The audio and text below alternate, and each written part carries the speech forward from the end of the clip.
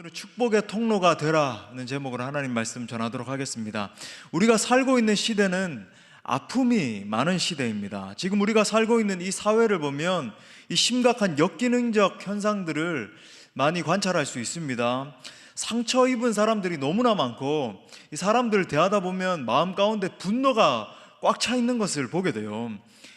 괄목할 만한 현상 중에 하나가 여러분 이 가정이 파괴되고 있다는 것입니다. 여러분 이 가정이라고 하는 것은 사회의 기초잖아요. 근데 이 기초가 무너지다 보니까 기초에서부터 흔들리다 보니까 삶 전체가 불안정해지는 겁니다. 이 겉으로 보기에는 가정이 유지되는 것 같지만 안으로 들어가 보면 관계들이 깨어져서 아슬아슬한 것을 보게 됩니다. 여러분 이 같은 오늘날의 사람들이 가장 시급하게 회복돼야 되는 것이 무엇인가? 그것은 여러분 하늘의 복입니다. 여러분 죄로 인해 잃어버리게 된 하늘의 복을 회복해야 돼요. 여러분 구원이 무엇입니까? 여러 가지 구원의 개념이 무엇인가? 구원은 뭐 이런 것이다 저런 것이다 이제 이야기를 많이 하잖아요. 근데 여러분 정말 우리가 구원이라는 것이 무엇입니까? 쉽게 말하면요, 잃어버린 하늘의 복을 회복하는 게 구원입니다. 여러분 하나님이 본래 의도하셨던 그 풍성한 상태, 하나님은 우리에게 풍성한 삶을 주시기 원한다고 말씀드렸잖아요. 정말 그 풍성함이 있는 상태를 다시 회복하는 것이 여러분 구원이에요. 창세기의 기사의 어떤 구조를 살펴보면 우리가 그것을 알 수 있는데, 창세기 1장부터 2장에 보면 여러분 잘 아시는 천지 창조 기사가 나오죠. 그리고 이제 하나님의 형상대로 인간을 창조했습니다. 그런데 3장에서 문제가 일어나요. 그 인간, 하나님의 형상인 인간이 어떻게 합니까? 하나님께 대적하고 반역해서 타락하는 장면이 나오잖아요. 그 타락이 극에 달한 모습이 나오는 것이 창세기 11장에 나오는 어떤 사건이 나옵니까? 어떤 사건 나와요? 11장에? 맞아요. 바벨탑. 바벨탑 사건이 나오잖아요. 그러니까 바벨탑 사건이라고 하는 것은 우리 인간 의가 극대화된 모습이라고 보면 돼요.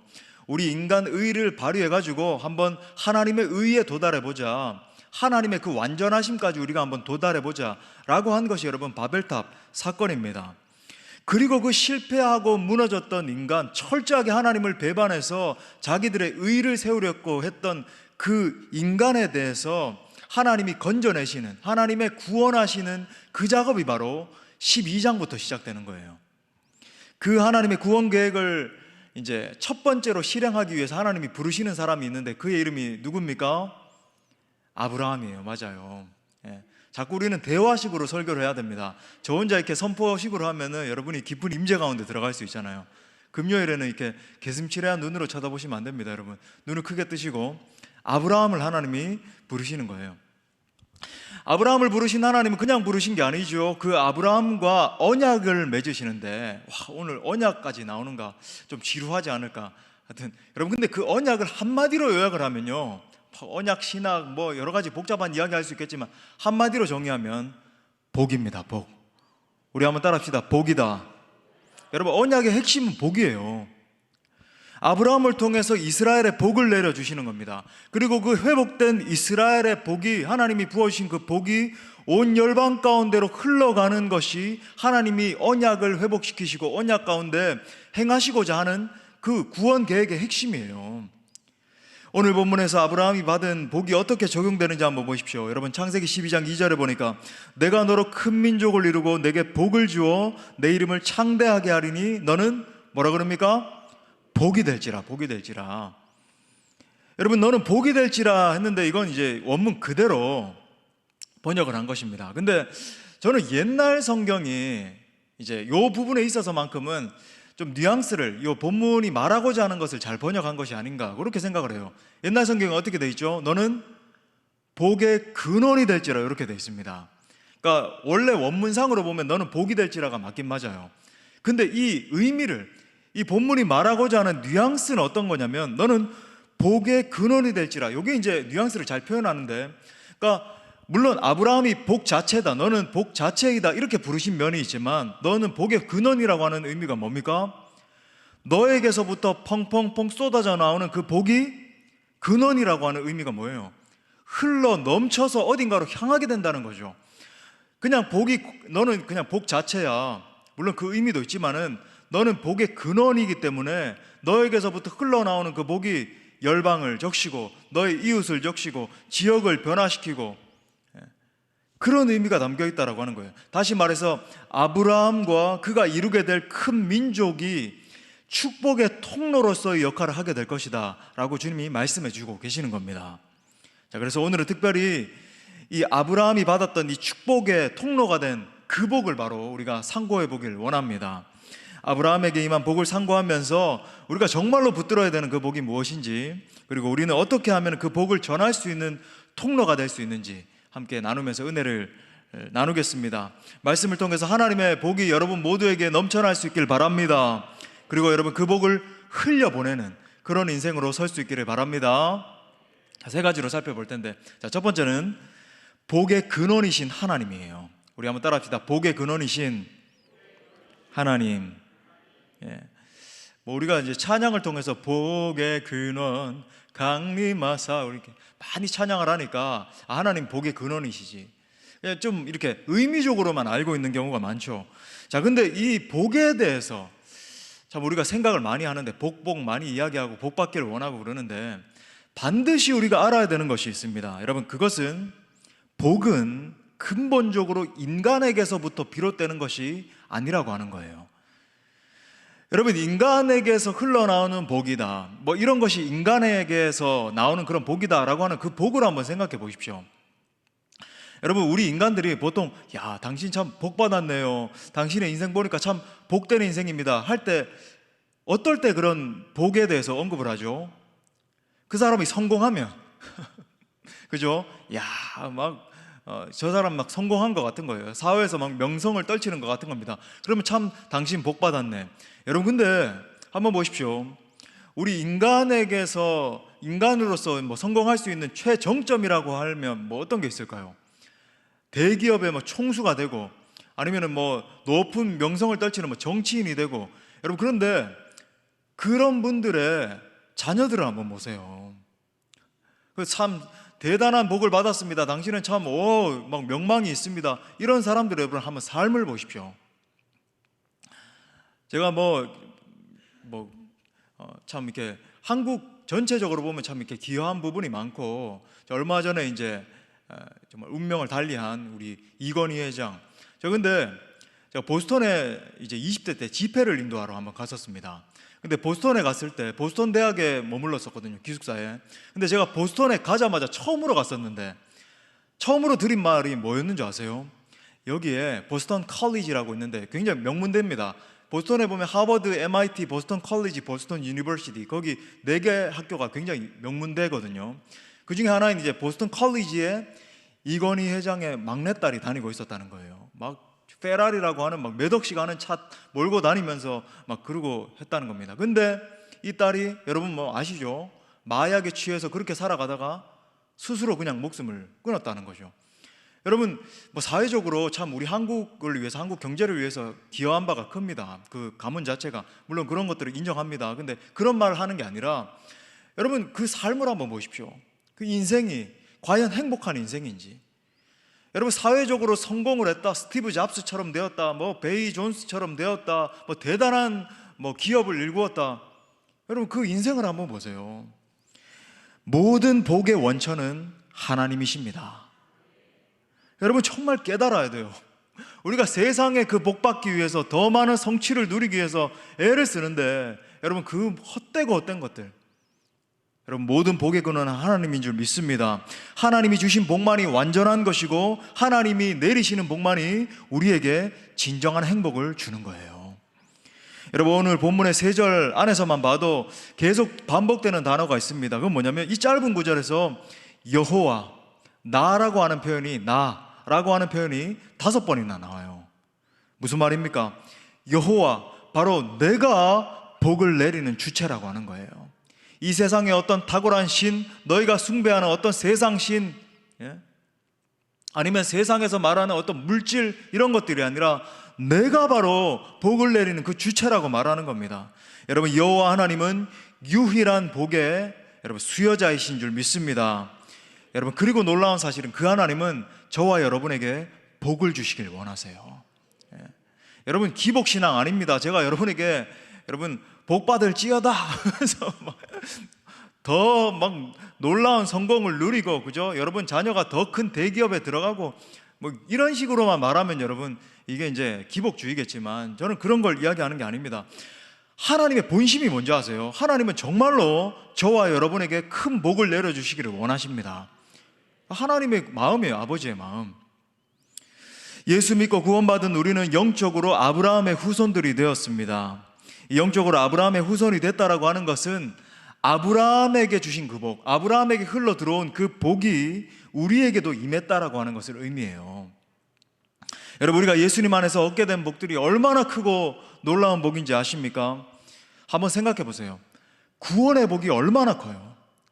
우리가 이걸 당연하게 여길 때가 많지만, 내가 구원받았다, 내가 하나님의 자녀가 되었다, 얼마나 큰 복입니까?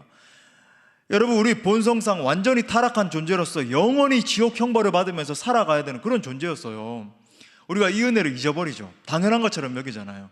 내가 예수님 믿은 지 20년, 30년, 50년이 됐기 때문에 이 복이 당연한 거야. 하지만 여러분, 예수 안에 있음으로 말미암아 내가 영원한 천국 백성이 되었다. 얼마나 놀라운 복을 받은지 모르겠습니다. 사도 바울은 내가 정말로 예수님 안에 있게 되었다, 내가 주님 안에, 주님이 내 안에, 이 복이 얼마나 큰지 그 복을 이렇게 표현을 해요.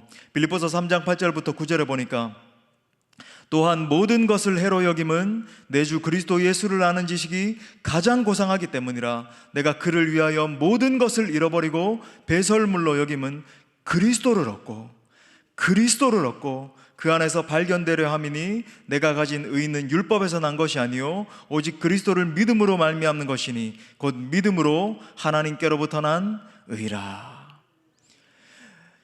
여러분, 우리가 이 사도 바울의 고백뿐만 아니라 우리가 예수 그리스도를 얻음으로 말미암아 얻게 된 이 복, 여러분 세상 전체와도 바꿀 수 없는 복입니다.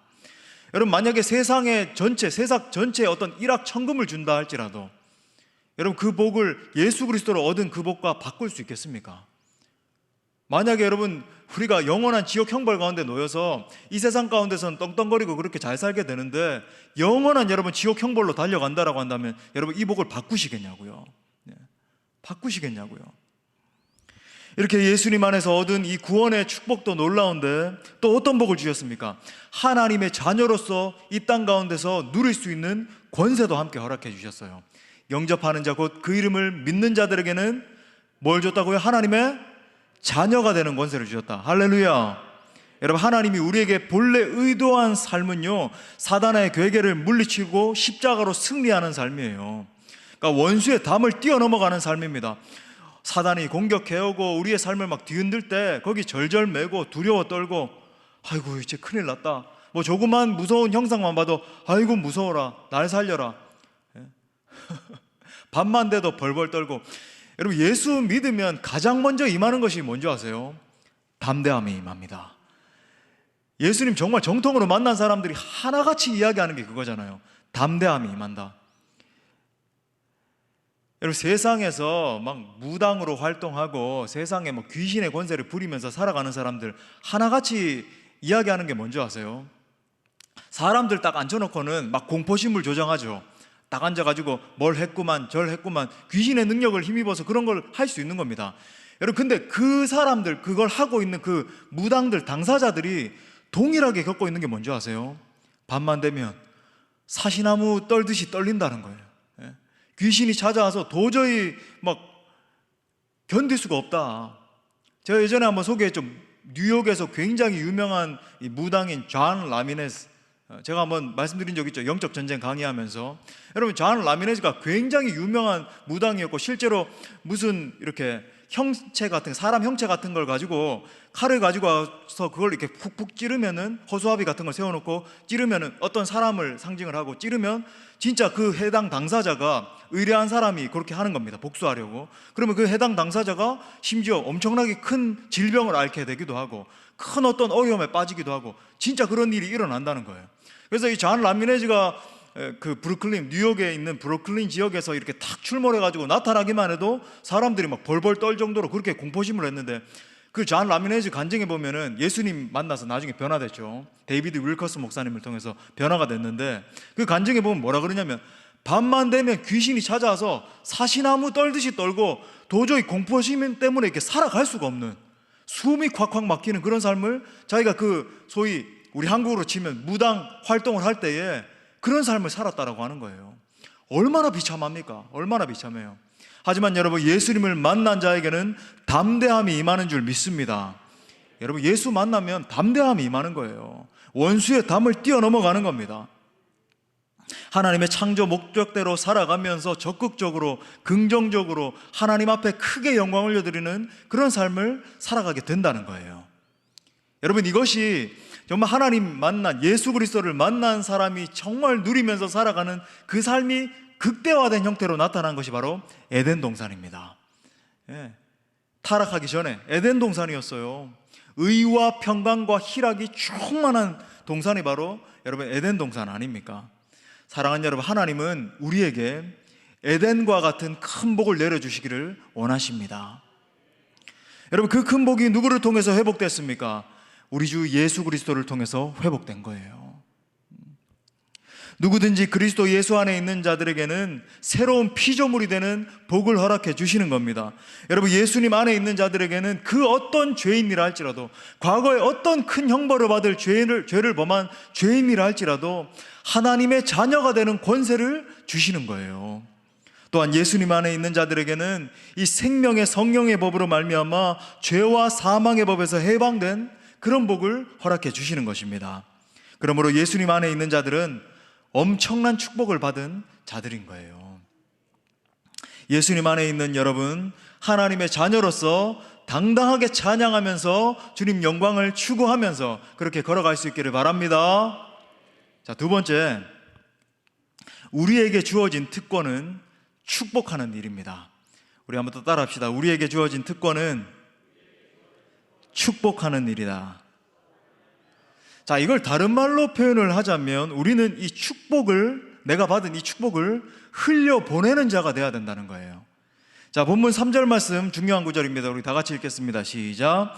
너를 축복하는 자에게는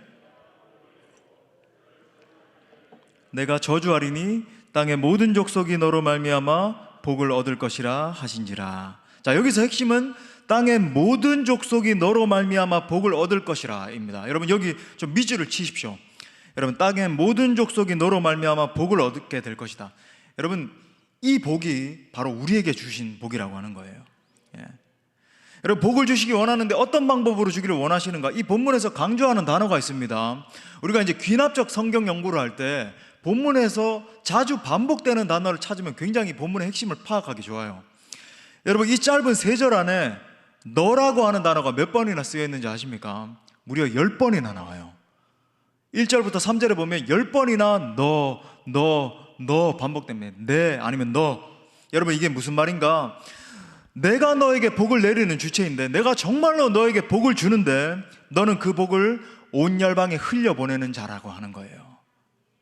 쉽게 말해서 너는 온 열방 가운데 내가 내리는 복을 유통하는 사람이야. 너는 복의 유통자야. 말씀해 주는 겁니다. 우리 한번 자신의 가슴에 손을 얹고 한번 따라합시다. 나는 하나님의 복을 유통하는 사람입니다. 우리 옆에 계신 분들에게도 당신은 복의 유통자이십니다. 자, 이 의미예요. 자, 근데 여러분 보십시오. 우리 본문의 의미를 더 정확하게 깨닫게 하기 위해서 왜 이 말씀이 그렇게 중요한가? 왜 아브라함에게 주신 이 언약의 말씀, 창세기 12장 1절부터 3절 말씀이 그렇게 중요하고 우리에게 적용되는가? 여러분 한번 보십시오.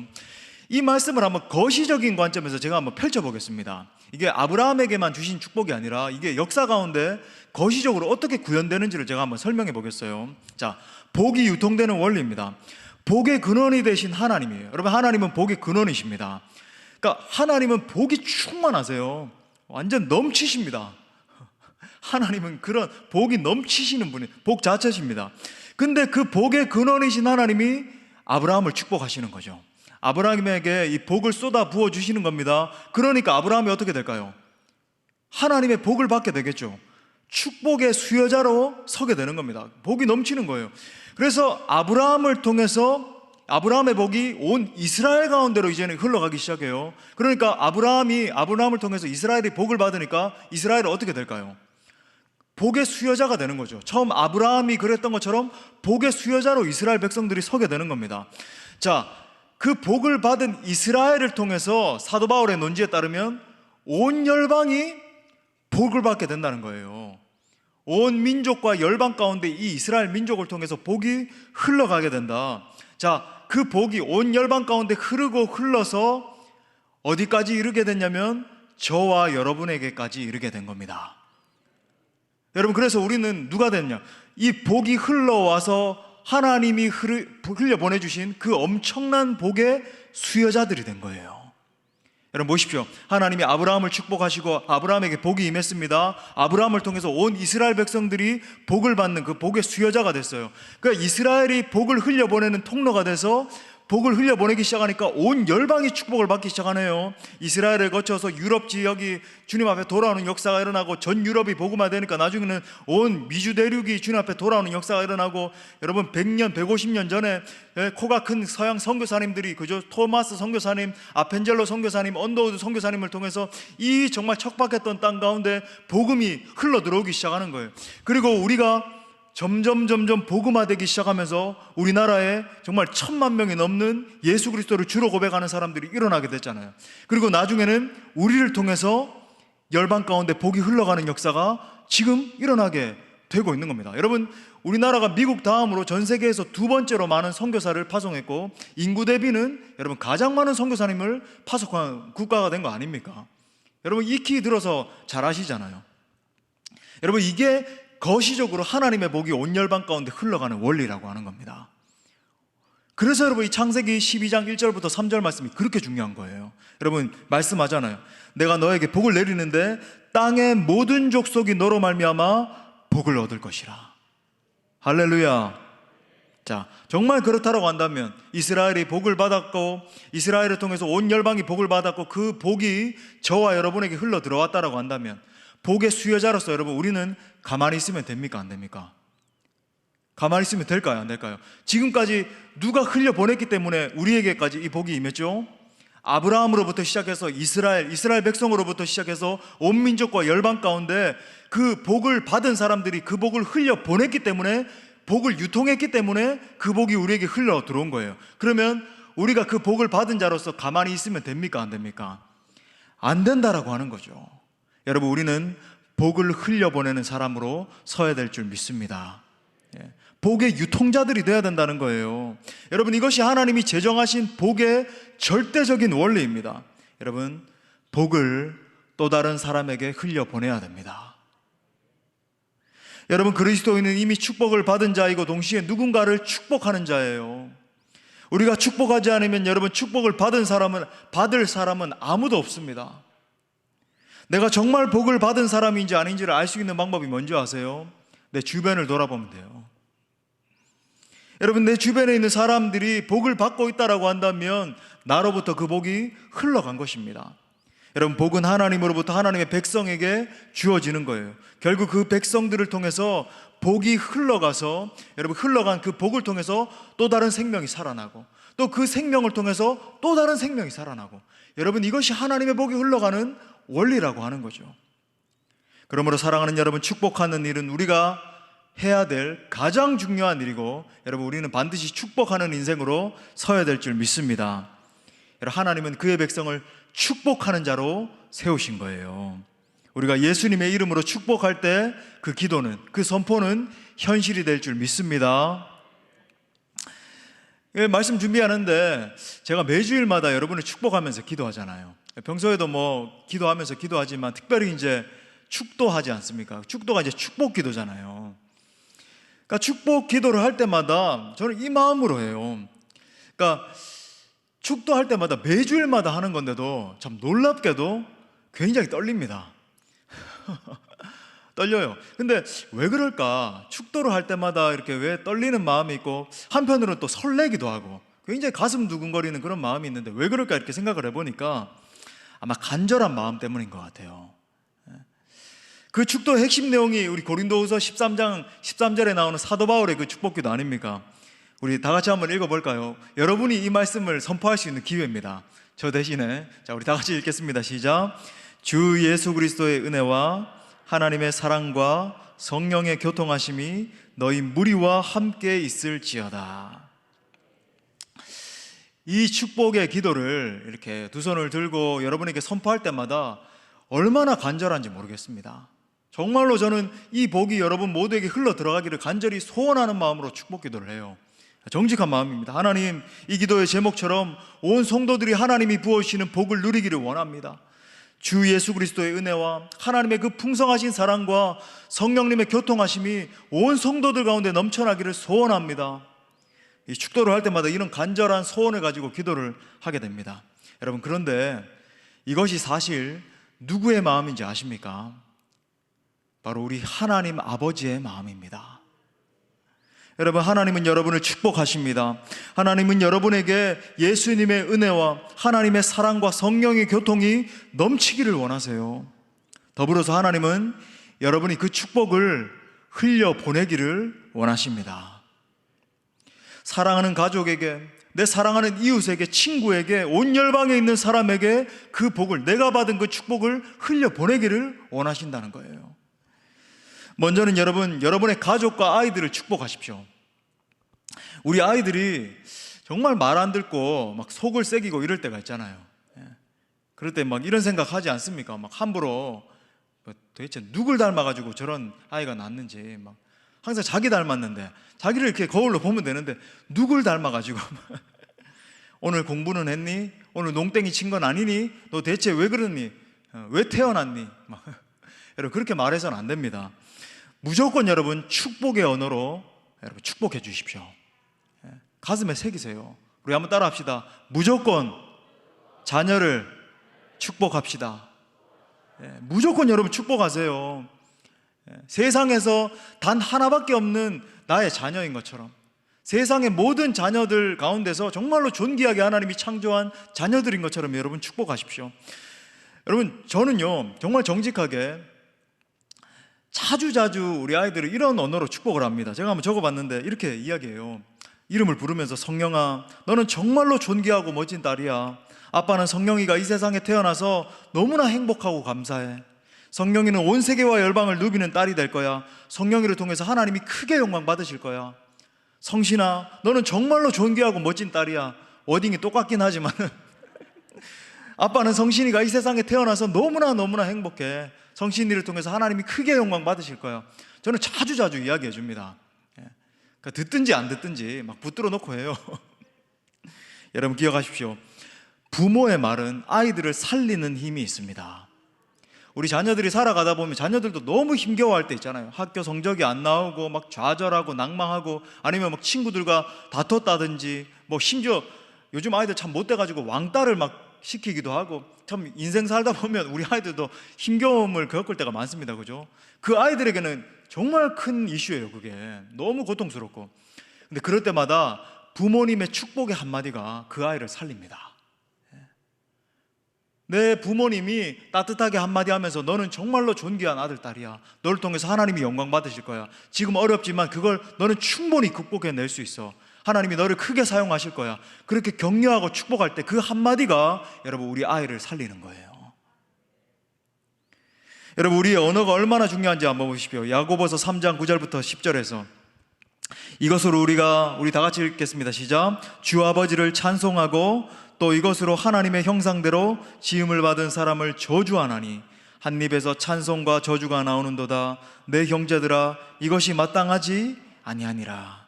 네. 제가 여러분에게 자주자주 주시시키는 한 가지, 하나님은 우리 예수 믿는 우리들에게 입술의 권세를 주셨어요.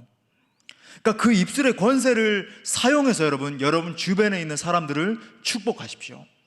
저주하고 못마땅해하고 이게 문제다, 저게, 그거 이제 그만하고 이제 충분히 했으니까 여러분 주변에 있는 사람들을 축복하세요.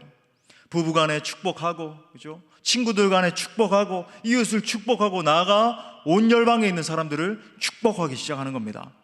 여러분, 하나님은 여러분에게 주신 이 입술의 권세를 사용해서 열방을 축복하기를 원하십니다.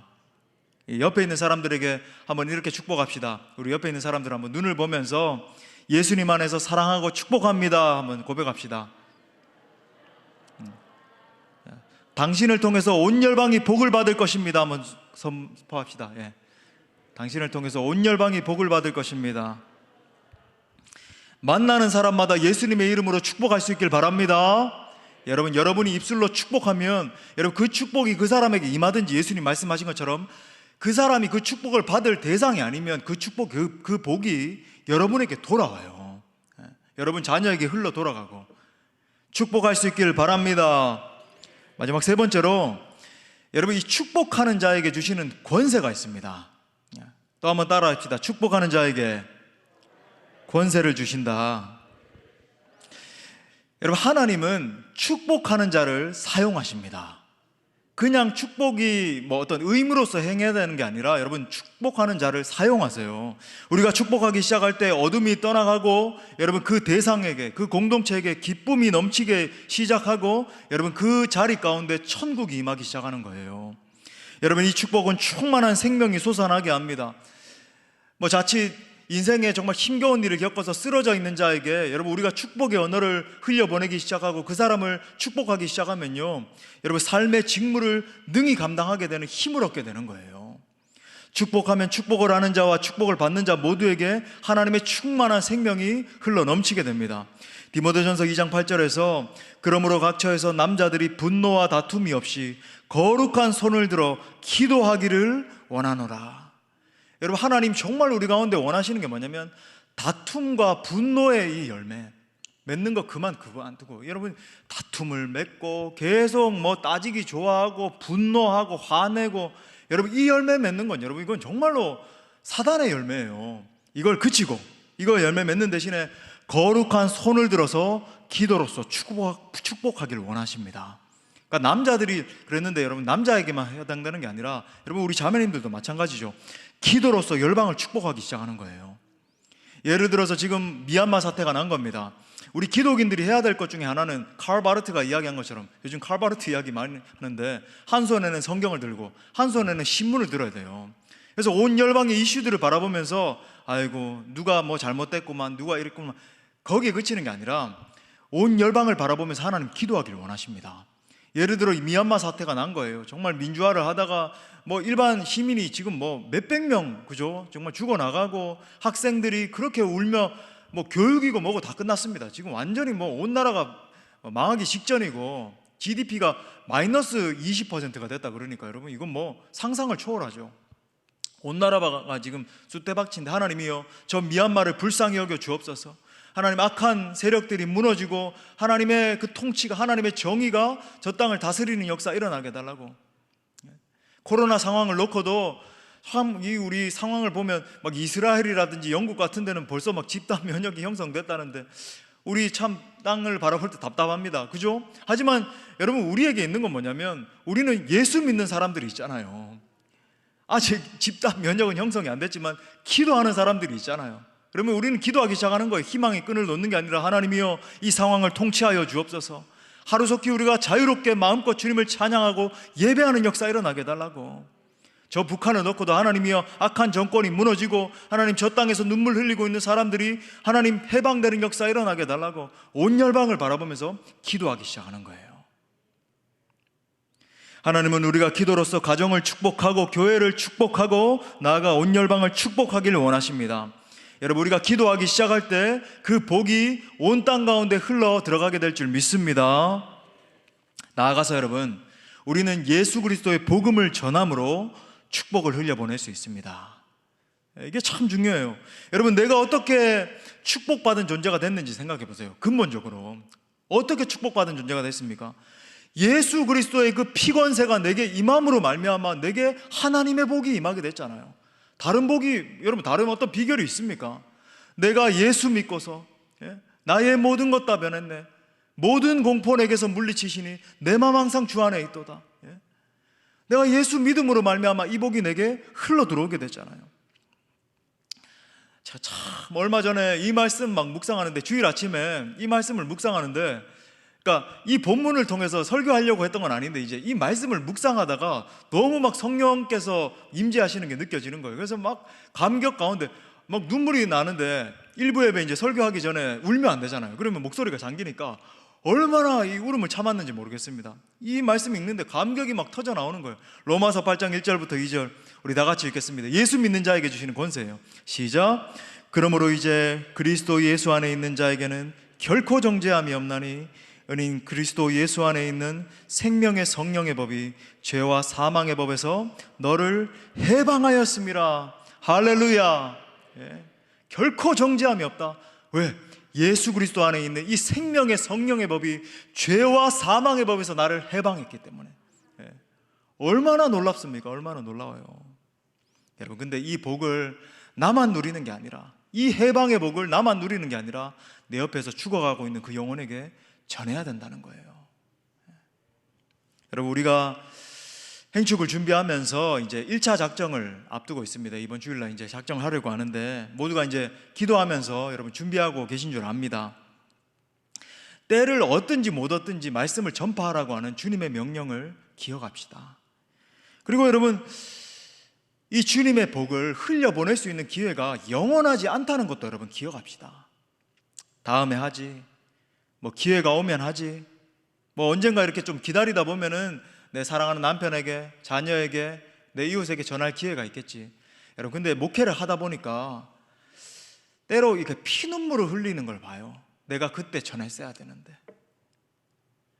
여러분, 우리가 온 건 뭐 이렇게 순서가 있다고 치지만 가는 건 언제 갈지 모르거든요. 저보다 훨씬 더 젊은 제 제자들을 먼저 떠나보낸 경우들도 숱하게 많았고, 목회를 하다 보니까 그렇더라고요. 근데 여러분, 후회해서는 안 된다라고 하는 거죠. 영원하지 않습니다. 사랑하는 여러분, 나를 살리신 이 놀라운 복음을 기꺼이 전합시다.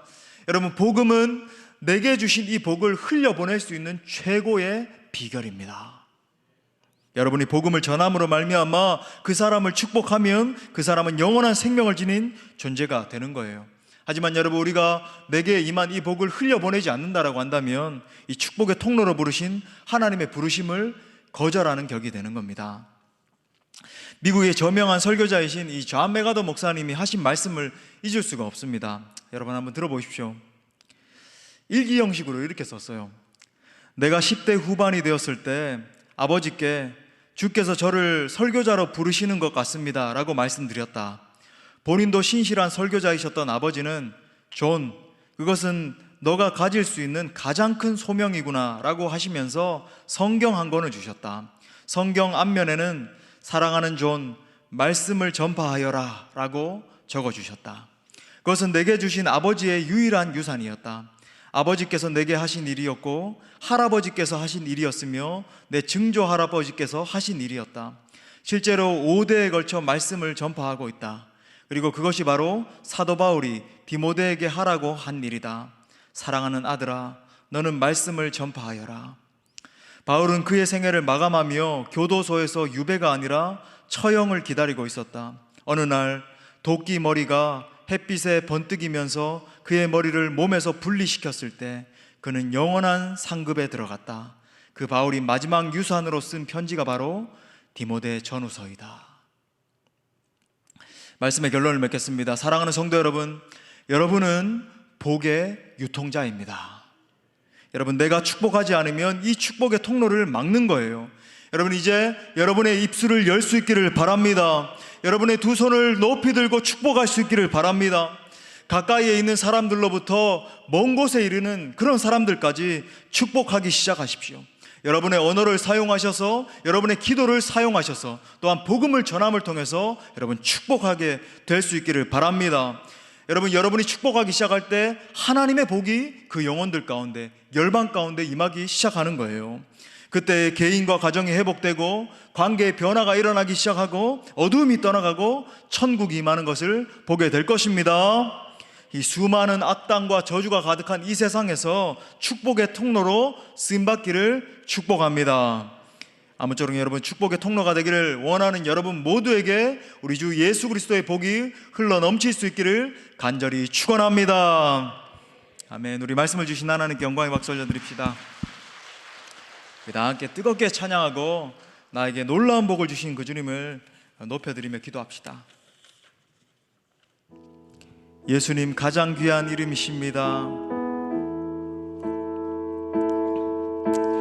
예수 가장 귀한 그 이름 예수 언제나 기도 들으사 오 예수 나의 손 잡아주시는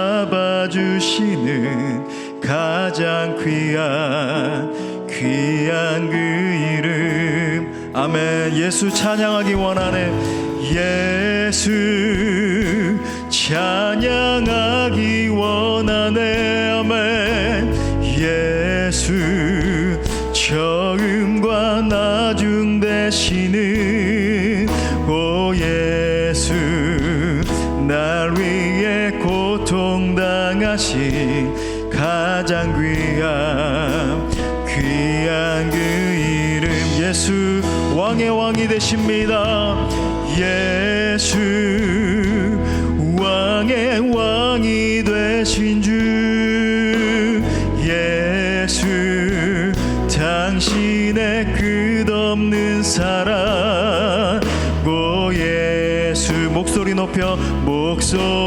높여 찬양해 가장 귀한 우리 다시 한 번 더 예수 왕의 왕이 되신 주님 예수 왕의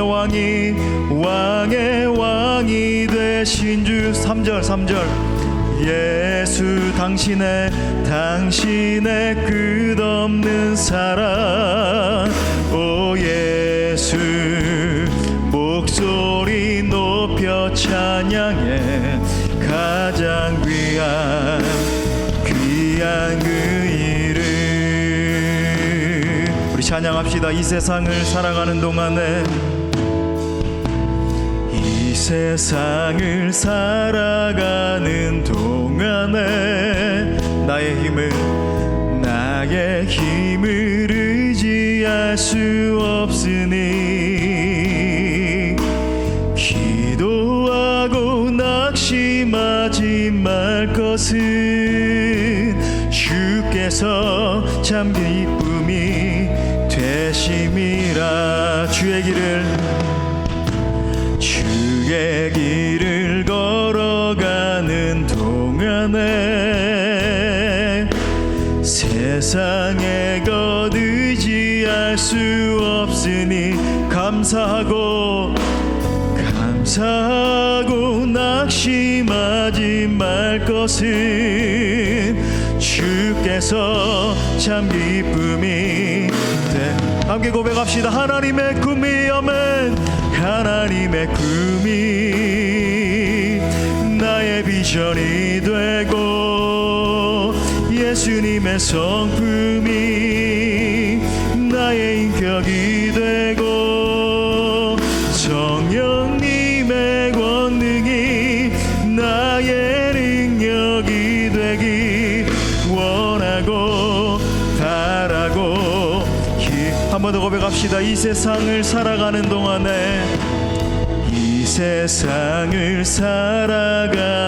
동안에 아멘 나의 힘을 의지할 수 없으니 기도하고 낙심하지 말 것은 주께서 참 소망이 되심이라. 주의 길을 걸어가는 동안에 세상의 것 의지하지 않겠습니다. 세상의 것 의지할 수 아멘. 감사하고 낙심하지 말 것은 주께서 참 기쁨이. 우리 다 함께 손 높이 들고 하나님의 꿈이 아멘. 하나님의 꿈이 나의 비전이 되고 예수님의 성품이 나의 인격이 성령님의 권능이 나의 능력이 되기 원하고 바라고 하나님의 꿈이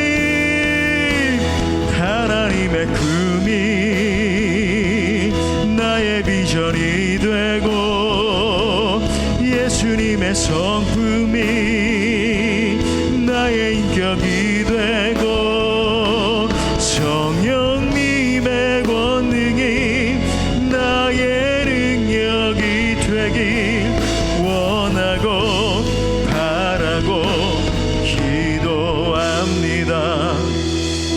여러분, 이 시간에 우리 간절한 마음으로 기도하길 원하는데, 하나님께서 내게 어떤 복을 부어주셨는지를 여러분 이 시간 기억합시다. 여러분, 우리는 이 받은 복을 어쩌면 당연히 여길 때가 참 많이 있는데, 여러분, 내가 어떤 존재였는지 기억하세요? 여러분, 우리는 이 엄청난 복을 수여할 만한 그런 대상이 아니었습니다.